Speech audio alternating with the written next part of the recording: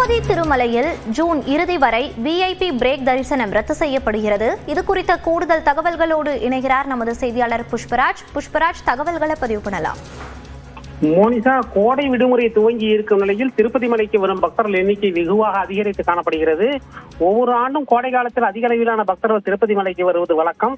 அதிக அளவிலான பக்தர்கள் வரும்போது 300 ரூபாய் தரிசன டிக்கெட்டுகள், இலவச தரிசனத்திற்காக வந்திருக்கும் பக்தர்கள் ஆகியோர் மிக நீண்ட நேரம் 2 கிலோமீட்டர் 3 கிலோமீட்டர் நீளமுள்ள வரிசைகளில் நாட்கணக்கில் காத்திருந்து சாமி கும்பிட்டு செல்வது வழக்கம்.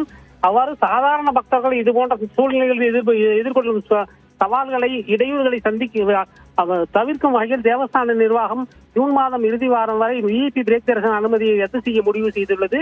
ஒவ்வொரு நாளும் மிக முக்கிய பிரமுகர்களின் பரிந்துரை கடிதங்கள் அடிப்படையில் சுமார் 3000 பக்தர்களுக்கு VIP பிரேக் தரிசன அனுமதி அளிக்கப்படுகிறது. அந்த 3000 பக்தர்களும் 2 மணி நேரம் கால அவகாசம் எடுத்து சாமி கும்பிட்டு செல்கின்றனர். ஆனால் அந்த நேரத்தில் சாதாரண பக்தர்கள் 11,000 பேர் சாமி கும்பிட முடியும். இதன் மூலம் VIP பிரேக் தரிசன அனுமதியை ரத்து செய்வதன் மூலம் கூடுதலாக 11,000 பக்தர்களுக்கு சாமி கும்பிட வாய்ப்பு கிடைக்கும். ஆகையால் VIP பிரேக் தரிசன அனுமதியை ஜூன் மாதம் இறுதி வாரம் வரை ரத்து செய்ய தேவஸ்தான நிர்வாகம் முடிவெடுத்துள்ளது. மோனிஷா, விவரங்களை பதிவு செய்தமைக்கு நன்றி புஷ்பராஜ்.